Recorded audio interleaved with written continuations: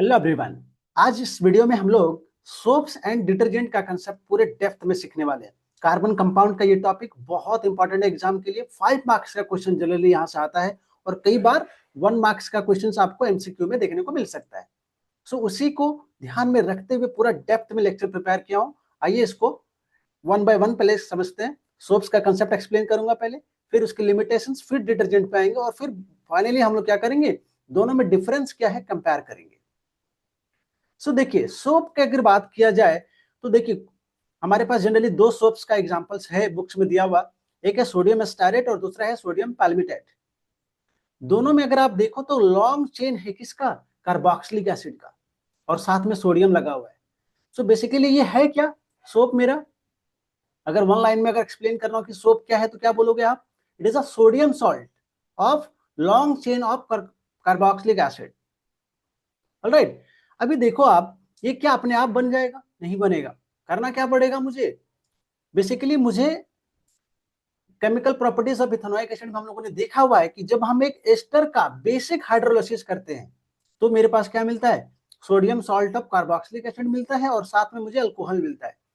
तो अभी हम बात करेंगे, स्लाइड्स में मैं है दिखाऊंगा आपको कि कैसे प्रिपेयर किया जा सकता है। लेकिन अगर केमिकल कंपोजिशंस की बात करें तो सोप के केमिकल कंपोजिशंस में दो चीजें हैं।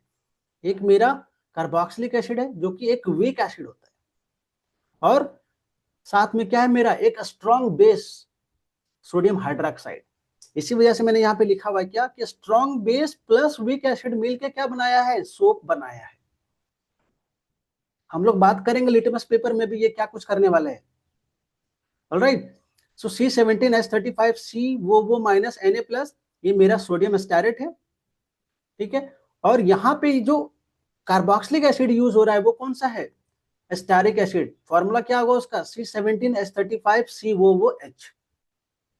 और सोडियम पाल्मिटेट में कौन सा कार्बोक्सिलिक एसिड है, दैट इज C15H31COOH।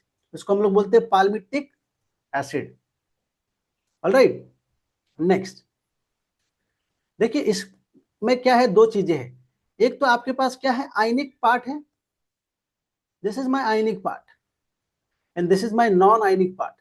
अभी आपने क्या लिखा, C17H35COO minus Na plus. So this part is what? This part is ionic and this part is what? This part is non-ionic. ये आयनिक पार्ट हो गया जिसको हम लोग हेड बोलते हैं, और ये मेरा नॉन आयनिक पार्ट हो गया जिसको हम लोग क्या बोल रहे हैं, टेल बोलते हैं। यहाँ पे आपके लिए बहुत इंपॉर्टेंट है ये चीजें जानना कि जो आयनिक पार्ट है वो क्या करता है, बेसिकली वो वाटर लविंग होता है, मतलब वो हाइड्रोफिलिक है, वाटर में सोल्यूबल होता है। और जो नॉन आयनिक पार्ट है, मतलब जो हाइड्रोकार्बन वाला पार्ट है C17H35, वो क्या है, वाटर में इनसोल्यूबल है, ठीक है, वाटर को रिपेल करता है। इसका मतलब क्या है, वो वाटर को रिपेल करने मतलब क्या हुआ, वो हाइड्रोफोबिक है, लेकिन वो सॉल्युबल है किसमें, ऑयल में सॉल्युबल है। ऑलराइट, नेक्स्ट अब देखिए, अगर हम लोग पीएच स्केल की बात करें तो कई बार 1 मार्क्स में क्वेश्चन आपको आता है कि आपका सोप सॉल्यूशंस क्या करने वाला है, कौन से लिटमस पेपर को क्या कुछ करेगा। देखिए सबसे पहला कि स्ट्रॉन्ग बेस और वीक एसिड का बना हुआ सॉल्ट है ये, तो डोमिनेट कर जाएगा मेरा बेस। सो मतलब जो नेचर होगा सोप का वो क्या होगा, that will be basic in nature.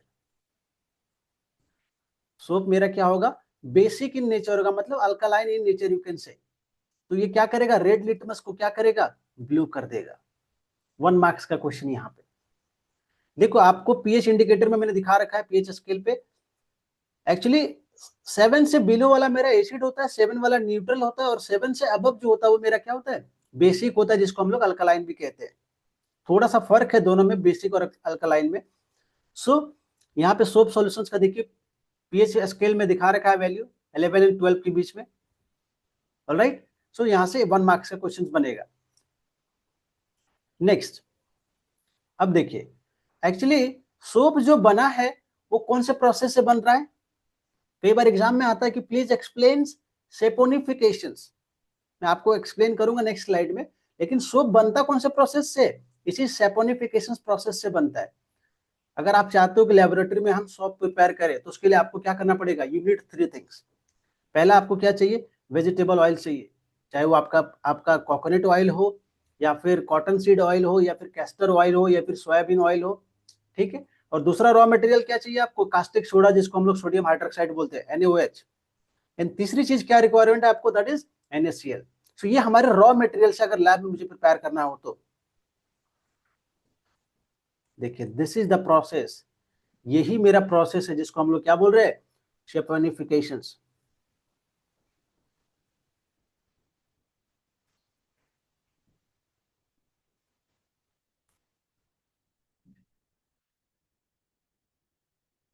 Spelling is correct.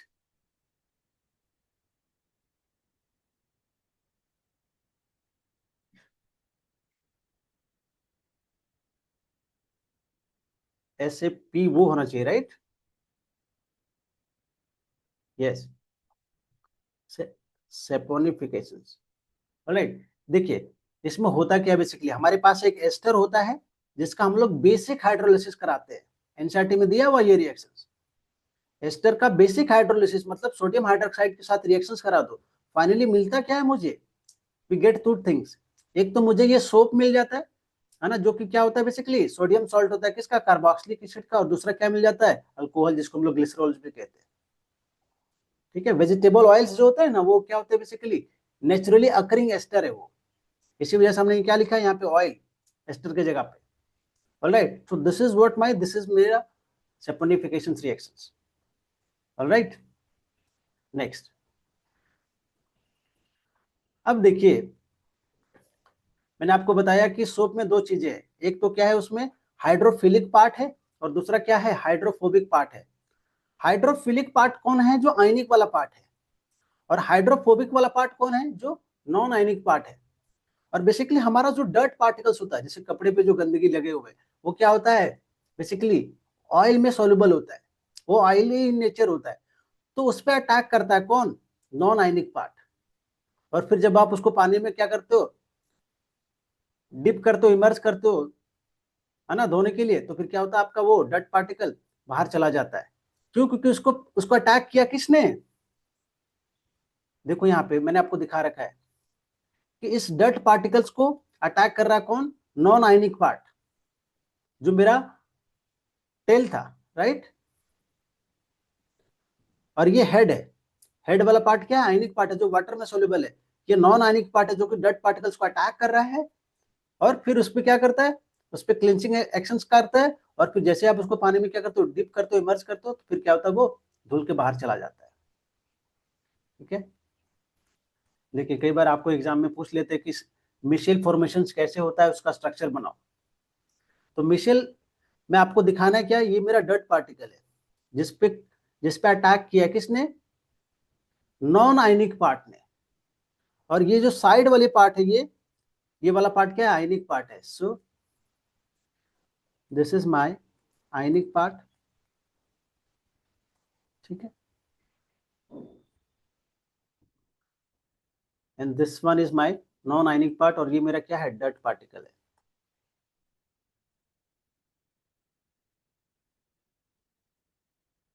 Dirt particles basically अभी मैंने बताया आपको कि ऑयली इन नेचर होता है, इसी वजह से उसके साथ अटैच हो जाता है कौन, नॉन आयनिक पार्ट, क्योंकि वो ऑयल में सोल्यूबल होता है। गुड। सो यहाँ पे बेसिकली तीन प्रोसेस हो रहा है। पहले क्या करता है, डर्ट पार्टिकल्स को ट्रैप करता है नॉन आयनिक पार्ट, ठीक है। फिर जैसे आप उसको पानी में डुबोते हैं, वो क्या करता है, लिफ्ट होता है, और फिर जो उसमें घुला हुआ, घुलने से, पानी में जाने से क्या होता है कि वो जो डर्ट पार्टिकल वो क्या होता है, हट जाता है फाइनली। सिर्फ अगर पानी में सिर्फ डुबा दोगे कपड़े को तो कपड़े क्लीन होंगे क्या, नहीं, it is not going to clean. इसके लिए आपको सोप यूज करना पड़ेगा या फिर डिटर्जेंट यूज करना पड़ेगा, राइट। देखिए, लेकिन एक चैलेंज है, एक लिमिटेशन है, क्या, कि सोप जो है ना आपका, सॉफ्ट वाटर के साथ बहुत इजीली काम करता है ना।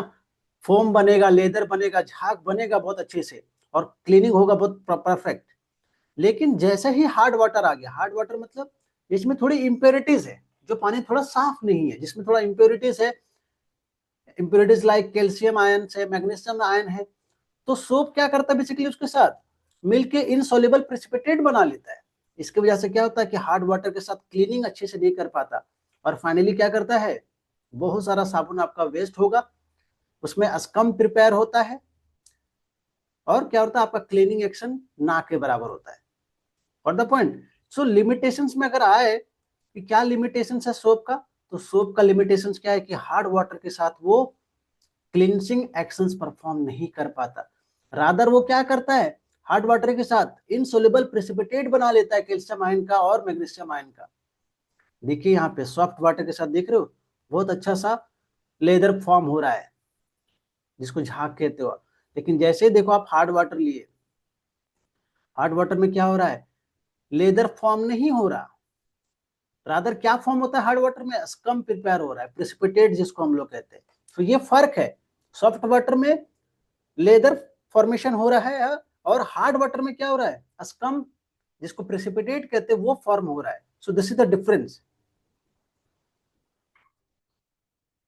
ओके, सो हम लोगों ने ये सैपोनिफिकेशन इक्वेशंस के बारे में बात किया, जहां पे मेरा एक एस्टर होता था और बेसिक हाइड्रोलिसिस कराते थे, अल्कोहल मिलता था और साथ में सोप मिलता था, जो कि एक सॉल्ट है कार्बोक्सिलिक एसिड का, वही यहाँ पे मैंने लिख रखा है। ठीक है, अगर आपको मिशेल का स्ट्रक्चर ड्रॉ करने के लिए बोला जाए तो ध्यान रखना है, देखिए this part is what, this part is tail, sorry this part is head, और ये हेड क्या है, बेसिकली आयनिक पार्ट है। ये वाला पार्ट क्या है, this part is tail. Okay, मतलब अगर मैं लिख दूं C17H35 CO माइनस Na+, तो ये वाला पार्ट क्या हुआ, ये वाला पार्ट मेरा क्या है, हेड पार्ट है, और ये वाला पार्ट क्या है, मेरा टेल पार्ट है। तो हमको बाहर की तरफ जो दिखाना है वो क्या दिखाना है, हेड पार्ट, और इन साइड की तरफ क्या दिखाना है, टेल पार्ट। और ये वाला पार्ट क्या है, दिस इज मेरा डर्टी पार्टिकल, जिसको इंट्रैप कर रहा है कौन, नॉन आयनिक पार्ट। सो उसी वजह से यहाँ पे मैंने लिखा है कि हाइड्रोफोबिक जो है वो इनसाइड में है, और हाइड्रोफिलिक जो है आउटसाइड है, क्योंकि वो वाटर के साथ जाके सॉल्युबल होने वाला है। और द पॉइंट। सो जो चैलेंज है, चैलेंज क्या है basically, hard water, soap hard water के साथ काम नहीं कर पा रहा है, लेदर फॉर्म नहीं कर पा रहा है, क्लींसिंग एक्शन परफॉर्म नहीं कर पा रहा है। तो उसी को ओवरकम करने के लिए मेरे पास एक दूसरा चीज है, वो क्या है, डिटर्जेंट, जिसको हम लोग क्या बोलते हैं, सोपलेस सोप्स। सोप नहीं है, पर सोप की तरह क्लींसिंग एक्शन परफॉर्म करता है, लेकिन इसके कुछ इन्वायरमेंटल चैलेंजेस भी हैं, जो कि हम लोग बात करेंगे आने वाली स्लाइड्स में। सो this is the limitations. Soap का लिमिटेशंस क्या है कि सॉफ्ट वाटर के साथ बहुत इजीली क्लींसिंग एक्शन परफॉर्म हो रहा है, झाग बन रहा है, हार्ड वाटर के साथ कोई भी झाग नहीं बना रहा, कोई भी लेदर फॉर्म नहीं कर रहा, रादर वो क्या फॉर्म कर रहा है, स्कम फॉर्म कर रहा है, जो कि इनसॉल्युबल सॉल्ट है, प्रेसिपिटेट है। लेकिन डिटर्जेंट में यही खासियत है।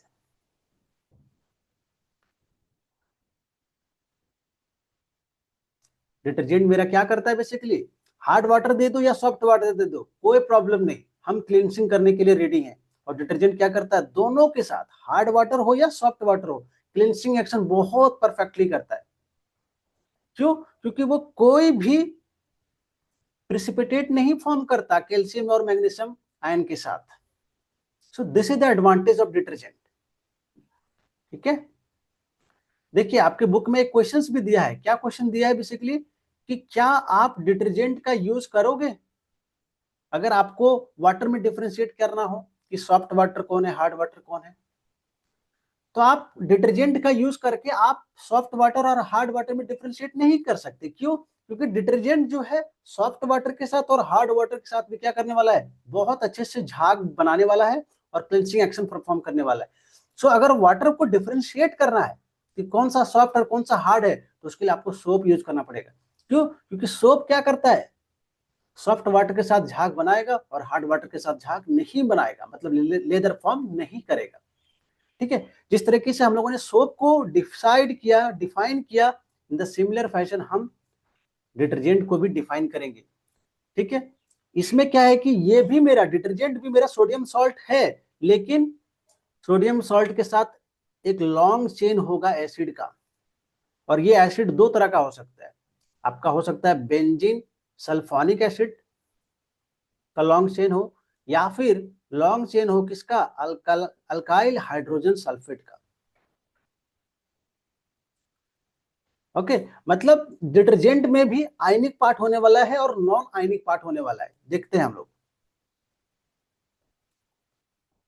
देखो, जो हाइड्रोकार्बन वाला पार्ट है वो क्या होगा, नॉन आयनिक, और जो आयनिक पार्ट है वो क्या होगा बेसिकली, जिसमें माइनस चार्ज प्लस चार्ज है, वो वाला पार्ट क्या है, उसको आयनिक पार्ट बोलते हैं। और नॉन आयनिक मतलब जिसपे कोई चार्ज नहीं है। अभी यहाँ पे देखिए आप, for example have a look at this. ये हमारे दो कॉमन डिटर्जेंट हैं जो हम लोग यूज करते हैं बेसिकली। एक ये है सोडियम एंड डोडेकाइल बेंजीन सल्फोनाइट। इसका केमिकल फॉर्मूला क्या है, CH3 CH2 11 times C6H4SO3 minus. So this one is what? This part is my ionic part.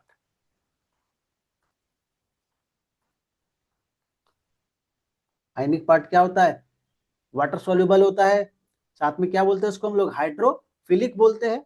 और ये वाला पार्ट क्या है, नॉन आयनिक पार्ट। यहां से जितना भी ये पूरा है, this is my non ionic part, hydrophobic. वो वाटर में सोल्यूबल नहीं होता, वो ऑयल में सोल्यूबल होता है। दूसरा एग्जांपल देख सकते हो आप यहाँ पे, सोडियम एंड डोडेकाइल सल्फेट। इसमें क्या किया बेसिकली, SO4 माइनस Na+, यहाँ पे SO3 माइनस Na+, और यहाँ पे SO4 माइनस Na+ है। ये मेरा सल्फोनोएट है, देख रहे हो, नेम में फर्क है। SO3 माइनस Na+ में सल्फोनोएट है, और मुझे मालूम है कि SO4 2 माइनस जो कि सल्फेट होता है, इसलिए वजह से इसके नाम में क्या आ रहा है, सल्फेट आ रहा है। सो ये दो कॉमन एग्जांपल है आपके डिटर्जेंट्स के। अगर आप ये एग्जांपल भी कोट करोगे तो दिस इज बेटर एक्सप्लेनेशंस। ठीक है, यहाँ पे हम लोग वही बात कर रहे थे कि जो मेरा हेड है वो आयनिक पार्ट है, और जो टेल है वो मेरा नॉन आयनिक पार्ट है। हाइड्रोफोबिक है, वाटर को रिपेल करेगा, and this is going to love the water. तो ये हाइड्रोफिलिक है, वाटर को अट्रैक्ट करता है। और इसमें क्या क्या आने वाले मेरे, ये ions, SO3 minus Na+, okay, और SO4 माइनस Na+।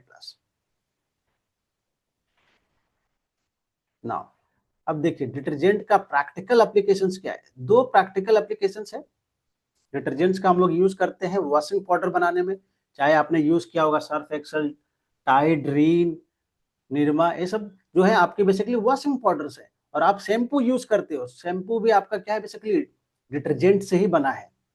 शैम्पू का काम क्या है, हेयर क्लीनिंग, और वॉशिंग पाउडर का काम क्या है, कपड़े क्लीन करना। So these are the practical applications of what, detergent. Alright, so hope आपको यहां तक समझ आया ना। देखिए हम लोग बात करें कि डिटर्जेंट सोप के ऊपर कुछ तो एडवांटेजेस रखता है, लेकिन उसके चैलेंजेस भी, उसको भी देखेंगे हम लोग। क्या क्या एडवांटेजेस है सोप के, सोप और डिटर्जेंट में। एक्चुअली सोप का लिमिटेशंस क्या है कि हार्ड वाटर के साथ वो फेल कर जाता है, लेकिन डिटर्जेंट क्या है, डिटर्जेंट क्या है, यूनिवर्सली इफेक्टिव है। आप हार्ड हार्ड वाटर यूज करो या फिर सॉफ्ट वाटर यूज करो, देयर इज नो प्रॉब्लम।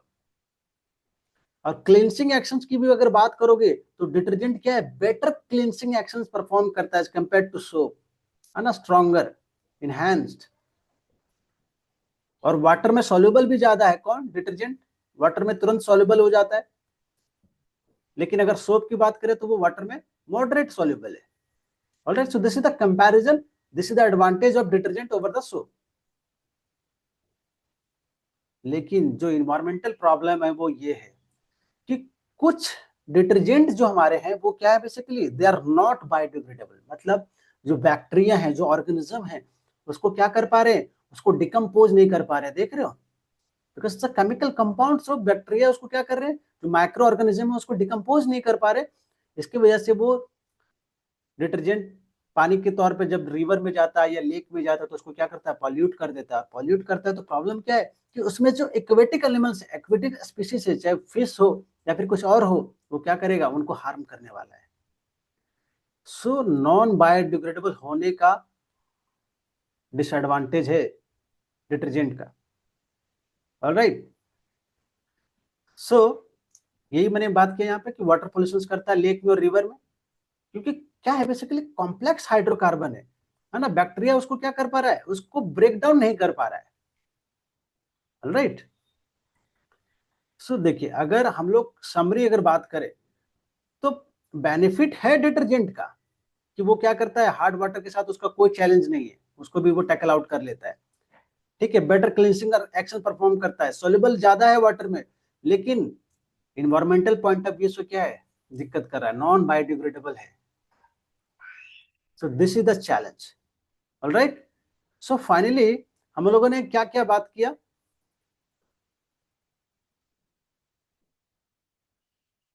सो हम लोगों ने क्या किया, सोप और डिटर्जेंट के बारे में देखा। ठीक है, दोनों में क्या बेनिफिट है ये भी हम लोगों ने देखा। ठीक है, क्या डिसएडवांटेजेस है, एडवांटेजेस है। देखिए कई बार एग्जाम्स में क्वेश्चन आता है कि सोप और डिटर्जेंट में क्या क्या चैलेंज है, क्या क्या डिफरेंस है, तो आप इजिली बता सकते हो। ठीक है, कि भैया क्लींसिंग एक्शंस में ये है, सॉल्युबिलिटी में ये है, और इन्वायरमेंटल पॉइंट ऑफ व्यू से ये चैलेंज है। सो आई होप आपको सब कुछ समझ आया। वीडियो पसंद आया तो प्लीज वीडियो को लाइक कीजिए। थैंक यू सो मच, मिलते हैं अगले वीडियो में।